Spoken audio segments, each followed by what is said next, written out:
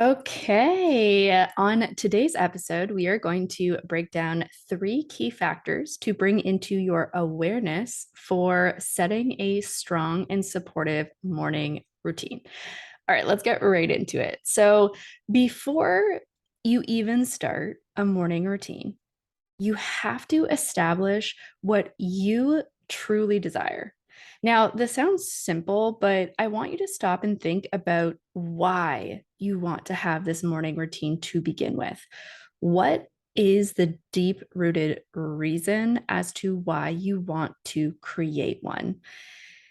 Is it because everyone says it will change your life? So you figure you might as well try it. Because, if that's the case, then I hate to really say this, but, that doesn't exactly allow you to tap into your why, your deeper truth, or your personal values for your own life. If you are choosing to do it because of other people, or other stories that you hear, then you are giving your power away to these societal stories that you are playing in your head as if this is going to fix or change you. This is, if you say to yourself, this is the antidote to make your life better. But if you are thinking of a morning routine in this way, at some point, you are only going to end up feeling disappointed when it doesn't fulfill that expectation as to what you thought it should be. So, my question to you here, the number one tip is if you're to, close your eyes and imagine yourself all cozied in your bed, your alarm goes off in the morning. What would you really want to do for yourself in the morning? What does it look like to get up? What do you do? Where do you go? What do you engage in or with? So, this is my tip here is really allowing yourself to tap into this like dreamy morning routine that suits your life. And let me preface here that you get to decide what your morning routine looks like. So take a moment right here to drop all the shoulds from the societal norms that you have to wake up at 5 a.m. for it to be worth it or valuable, or that you need to do a big workout, meditate, and journal for this morning routine to quote unquote work. No, that does not need to be your reality. You can literally do whatever the fuck you want, right? Let that story go and let your desires emerge and create a little plan here. So dream it up. Now, does that mean that your morning looks like allowing yourself to simply wake up and then go from your bed to the couch to watch the sunrise?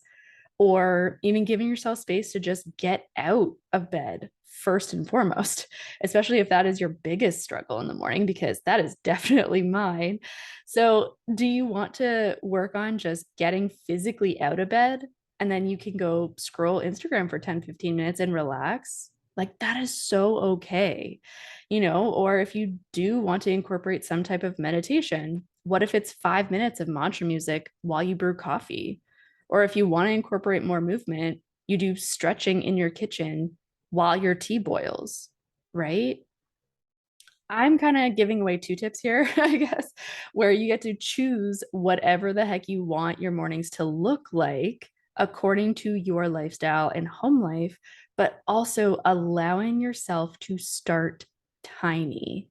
So, going back to my original tip here, what do you want your morning to look like? Dream it up and then start with just one of those areas to tap into. So, if a dreamy morning is waking up and doing a few activities, but you don't currently do that, I'd say keep it simple and doable. So just pick one to get started. And if you feel called to do more, then that's totally cool. But keep it simple so that your brain can actually get behind it. Okay. Second tip here is to get started with your morning routine. Actually doesn't have to do with mornings. It actually has a lot more to do with your nighttime than anything else.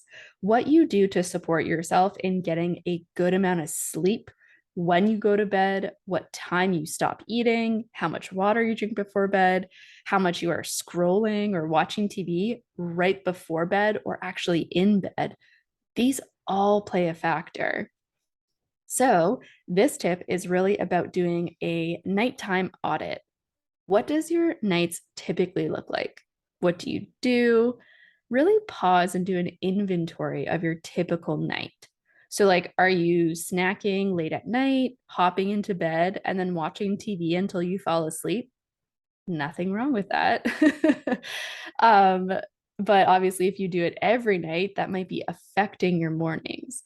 Or, scrolling your phone with your screen an inch away from your eyeballs and wondering why you can't fall asleep right away, right? So, okay, one, as I said, it's totally normal, especially in this day and age. Like, we are all so hooked to our devices. So, my biggest and most supportive advice I can share here is put your dang devices out of your room. If this is possible, I would highly recommend you try it. Um, okay, so you're actually getting a tip and a strategy in each of these. So when I actually started to do this of not having my device in my room, it blew my mind how much I was conditioned to grab my phone to immediately distract myself or numb my thoughts and worries from my racing brain at night. So, what I did last year was move my charger to my kitchen counter, which now I have a charger at my desk because I have a desk. Sorry, I'm like obsessed with my workspace now. Anyway, so I charge my phone out of my bedroom, and this is something that hit me so hard because what I realized is that my entire life of having a cell phone, I never slept without it. Like, what? Like, that is insane to me. Like, when I realized that during this period, I was like, oh my God, what the heck? Like, no wonder we are so addicted to our devices. Honestly, like, to me, that is scary. Can we just pause to realize how accessible everything is for us now? Everything at our fingertips. Think about that.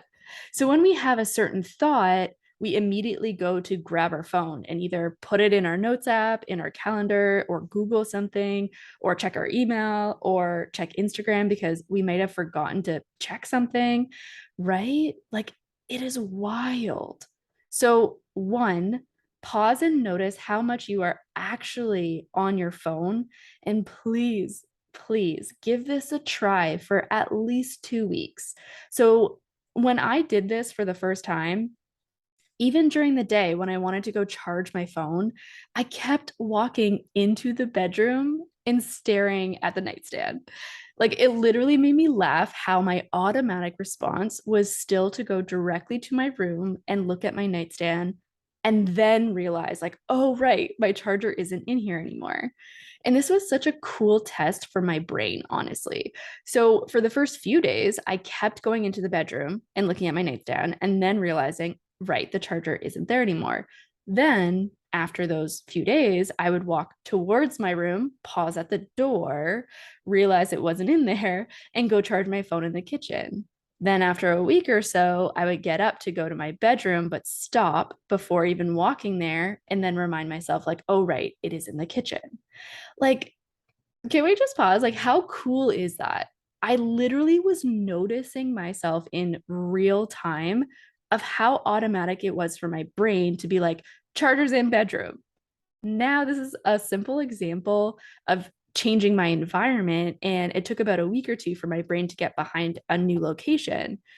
But just imagine how long it can take to get behind an entirely new routine if this is for just one adjustment, right? So give yourself time to repeat something new for long enough for your brain to get behind it, adjust, and realize, like, oh, this is new and I can make this change. But it takes time. And not only that, like my brain was rampant at nighttime when my phone wasn't beside me. So I also had to get accustomed to managing my racing thoughts when I was in bed and not wanting to run to my phone to distract myself from it. So the first few nights were pretty hard, but I gave myself that space to simply notice all the things that were going on. And it was wild to realize like how quickly my immediate reaction wanted to be like, oh, I'll just grab my phone to add that into my notes, or oh, I forgot this. I'll just add it into my calendar, or oh, I can't sleep right now. So I'll just scroll Insta since I'm tossing and turning. Might as well do something. Right. Like, how many times have you said those things to yourself at night? Like, I'm definitely guilty of all of that for sure. But that's the thing. Without my phone present, I actually noticed how prevalent it was and how big the urge was to immediately grab my phone to get rid of those worries or thoughts. So I ended up having a notepad and pen beside my bed so that if there was anything that really did need to be addressed and not forgotten, I had a way of getting it out of my head and it didn't involve my phone.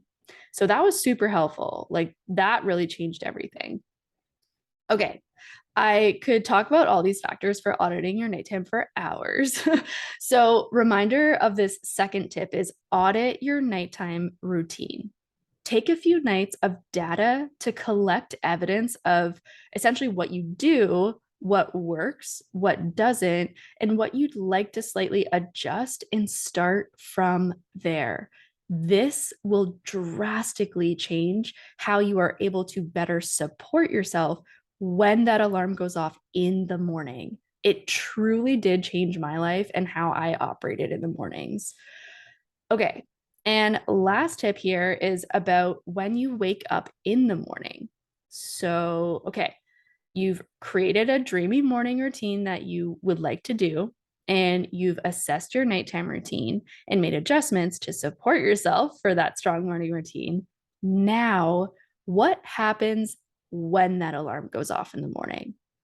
So, if you've done like tips one and two, but you still struggle in the morning, this tip is going to be so huge for you. What thoughts are you saying to yourself when your alarm goes off? Like, really allow yourself to pause and notice all the immediate thoughts that come up and what you say to yourself when that alarm goes off or it's time to get up. So, like, do you tell yourself, like, oh, I have so much more time?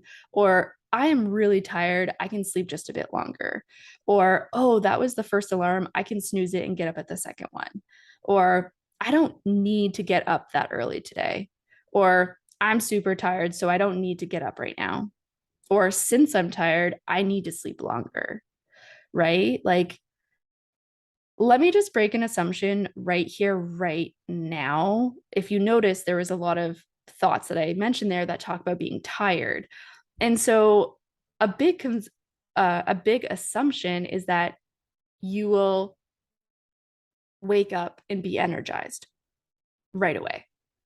And so I'm going to break that right now and say you will not wake up feeling energized and ready to roll out of bed immediately. I feel like that is such a misconception about waking up. We think that, if we have it all together and, we have this whole routine mapped out, like we can wake up ready to go and conquer the day. But then that tiredness derails us immediately. So let's bring it back to reality and be more realistic here. When you wake up, you are going to feel tired. Let's just let that sink in. You are going to feel tired. So let go of the story that you believe you are supposed to feel all rainbows and sunshines immediately when you open your eyes. And something that helps me in the mornings let go of this story was actually timing how long it took me to go from feeling tired to awake when I did get out of bed.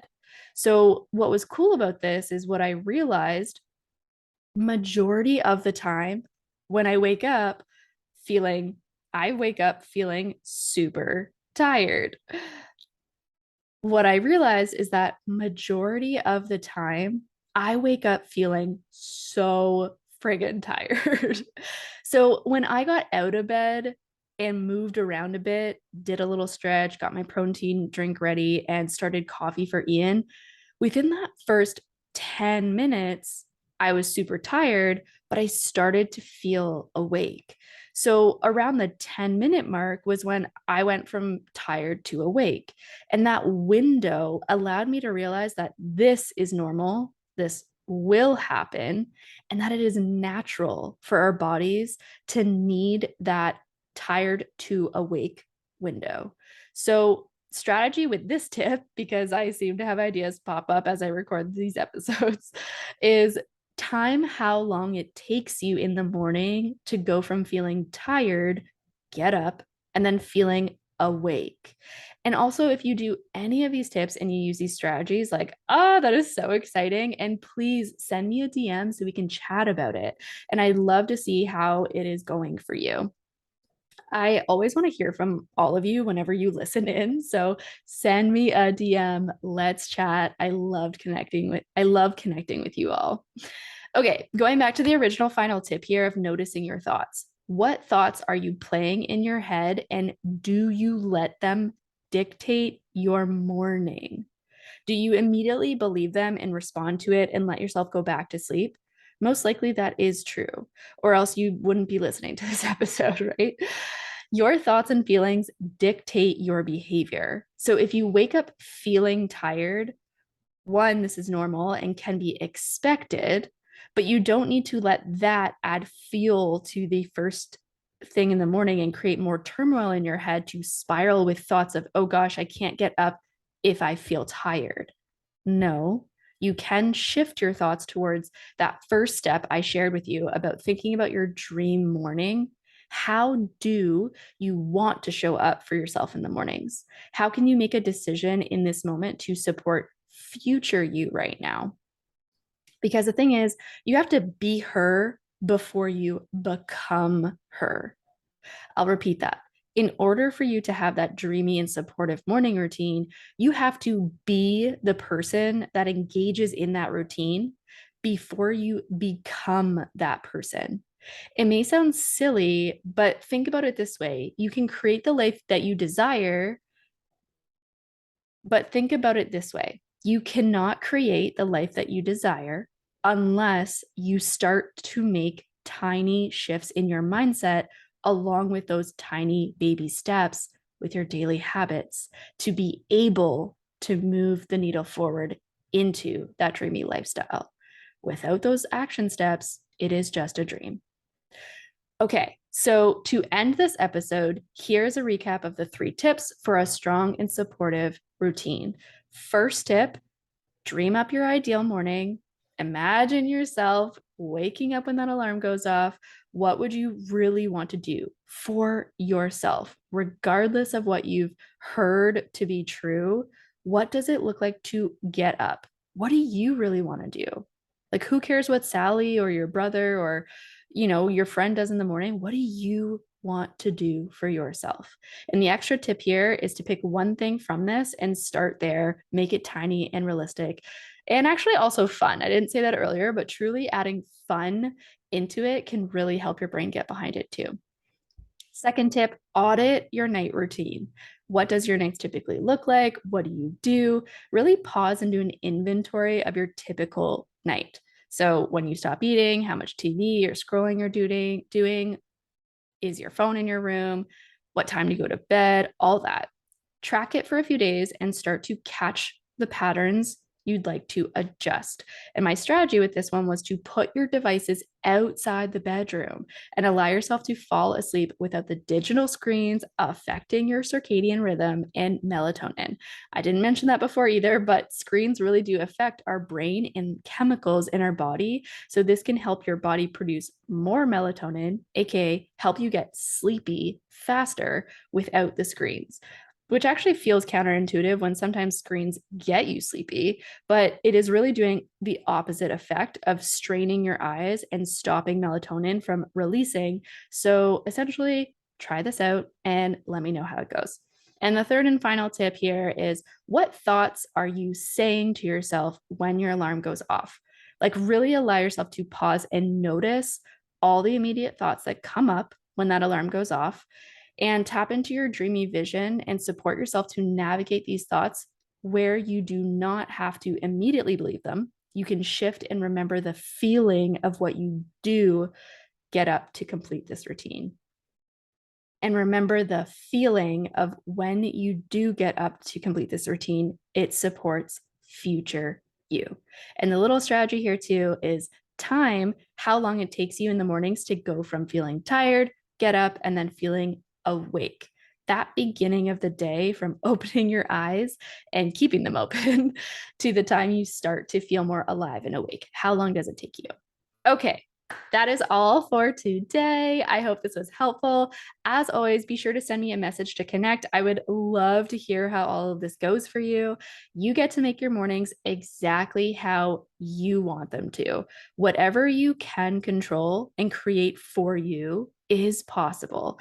So excited for you. Okay, and lastly, if there is actually any specific topics that you'd like more guidance and knowledge on, you can also pop into my DMs so that I can create episodes for where you are all at right now. All right. I love you all so much, and I will chat with you next week.